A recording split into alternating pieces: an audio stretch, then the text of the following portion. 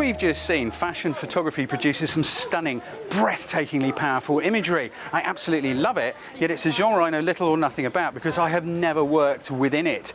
So I thought it'd be a good idea to come along and talk to a photographer who's been doing it for years and really knows his beans. He's a Fuji ex-photographer. You may have read some of his ramblings in AP magazine, and his work has been published in magazines and newspapers all over the world. Let's go see if we can find Dave Kai Piper. So this is a very enjoyable spot to come and meet a fashion photographer. In a pub. In a pub, absolutely, drinking soft drinks. Dave, tell me first, what is it about fashion that caught your interest? It's the freedom to create, I think, is the first and foremost thing that I like about the fashion element of photography. It's that kind of creative license, that freedom. In the whole editorial style, it's a little bit glitzy, it's a little bit glam-ish. A lot of hard work, but overall it's the freedom to create. I really love that. You say a lot of hard work. What does a lot of hard work look like? What does a fashion photographer do? So like a layman's view could very easily be, well, it's just glitzy portrait photography, isn't it? You just get a model and stand them somewhere in some fancy clothes and away you go. How do you create your images? I think that the first things first, there's sub-genres of lots of things. I would say I shoot fashion-based portraiture. That's kind of my little forte, as it were. So still in the portrait world, but with the fashion twists. So this is starting to, I guess, with normal portraiture, but it's starting to increase the amount of garments that are wore, specific garments for specific things. But the whole thing is, imagine portrait with narrative. I guess that would be the best way to explain what I do. You get editorial fashion, you get commercial fashion. There's lots of little subgenres, but it's that mix of art, fashion, photography, in a editorial, narrative, lots of big words, context way. I have a lot of fun with my shoots. It was a lot of big words. I didn't understand most of them. Yeah, I got what you're saying. But I mean, it has a distinctive look. Now, I've never had anything to do with fashion photography. I wouldn't know where to begin. Where do you begin? With an image? With an image? Well, most of my work, and even the hobby side of what I do, a lot of it is kind of usually client-led. And if I don't have a client, it's led by the creating of a story. So if I'm shooting just for myself, I usually come up with a little bit of a narrative, a brief, and I'll shoot a collection of images that fit around the story, so everything kind of ties together. So I'm usually coming up with little stories of, by a seaside, there'll be some kind of, a story that I'm building, someone lost, wandering along a beach, looking utterly fabulous, a mixture of, Helmut Newton's a good example. He always uses fantastically well-dressed ladies in very odd surroundings, that kind of mix of styles. So I kind of like doing that, but usually I come up with my own concepts if I don't have a client telling me what I'm supposed to be shooting, I guess. So you're saying basically the picture's beginning in your head, and then it comes out of your head and into the finished image? Yeah, definitely. Shoots start with lots of research, looking at, what other people have done, what I can do, how I can do it differently, and the last thing that happens is the camera. That's the tiny fraction of the work. Most of it is spent on websites like Pinterest, or looking at what fashion designers are doing, what's popular, what's fashionable, what I want to do, the stories that I want to tell. How am I going to create these? Think of it a little bit more in the lines of making a movie, telling a story and using all of the elements around you. Fashion photography isn't always about the model. It's about the model and the setting and what they're wearing. It's creating a story. Yeah, it was interesting. You were just saying the camera is the last part of it. Tell me more about that. Well, you could shoot with an iPhone. You could shoot with a 60 grand whatever. It makes no difference. It really, really doesn't. So what you're using to photograph is absolutely irrelevant. It's fashion photography. It's fashion and photography. The photography is the second bit, So how you're shooting it that's a technical exercise, whereas the fashion bit is the creative exercise. So I guess that's the infusion. I'm quite happy shooting pictures on my phone. They're still pictures, and if they tell a story, then you know. I mean, I've always said cameras don't take photos, people take photos. Yeah. And I mean, you were saying, so there's a lot of work involved in, so you're pre-visualizing, you're going through things. Now, I'm guessing when you have an art director, you've got a brief, they are telling you what that person will wear, etc. Yeah. But with personal work, who chooses the clothes, the model or you? It really depends. I've had the luxury of working with some fantastic people, but it's a team sport, you know. It really is. It's not like landscapes where you wake up and you go and do what you want to do because you want to do it. We're working with many different people. Sometimes, kind of 10, 12 people on set.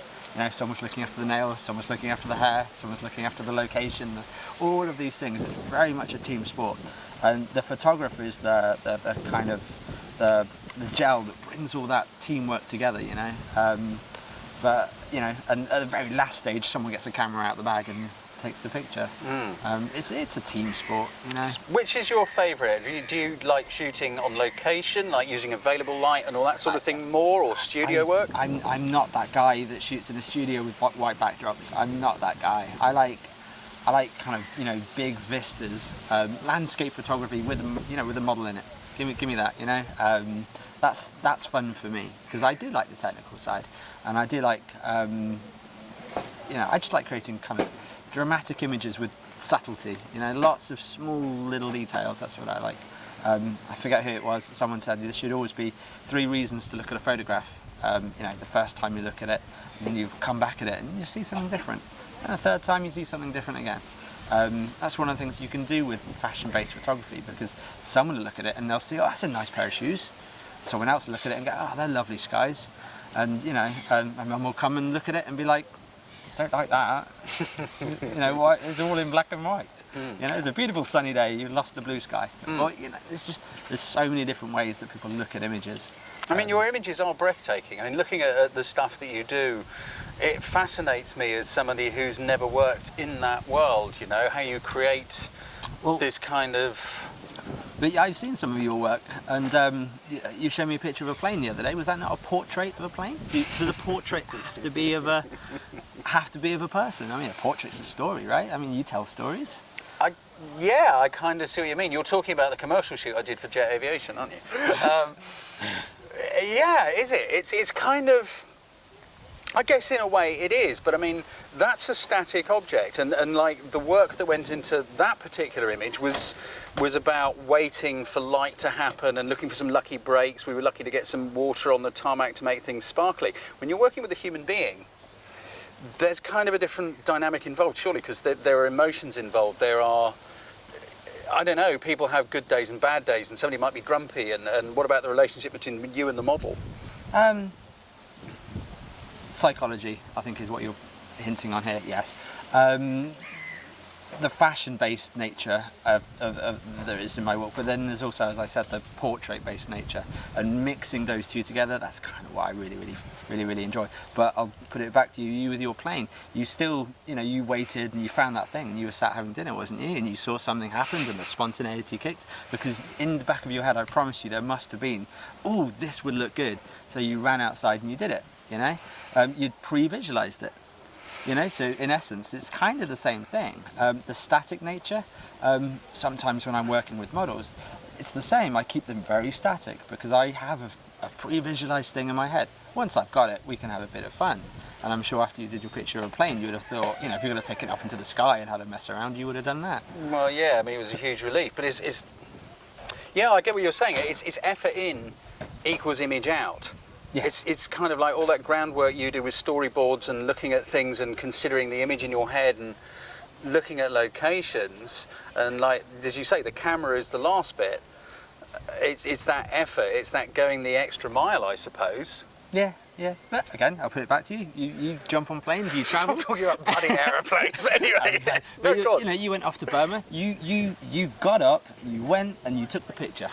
And that's what it's about. And whatever genre you're doing, even if you like photographing ice cubes, I'm sure you can find a dynamic way of doing it. And as long as you've got the passion and the will to move forward, then, Yeah, you are right. Yeah, it doesn't really matter. It's what you nailed it just now. The camera is the last bit, not the first bit. the first bit's the photographer. And yeah, you're right, it is. It's going somewhere and making something happen and creating a vision, I suppose. But it's like, it amazes me how you do the stuff that you do, because, you know, it interests me immensely. So I'd love to tag you someday. We should go and shoot sometime. Okay, when?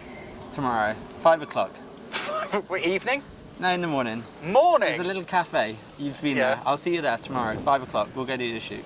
Okay. All right, you're on, because I am fascinated, truly fascinated. I'm sure people watching this will be really interested I now to see. have to go and do my work and go and do my research and go and plan it. So tomorrow, I'll see you there. Okay, well, hang on briefly before we go then.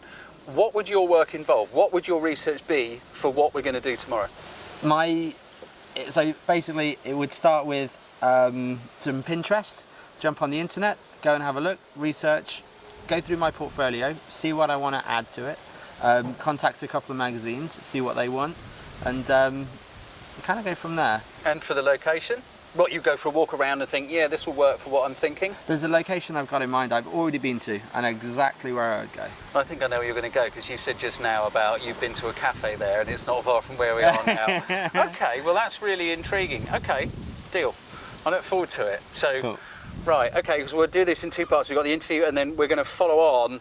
And I'm really looking forward to this. I'm going to join Dave tomorrow morning early and just see what the man gets up to. Awesome. Cool, nice one. Cheers, dude.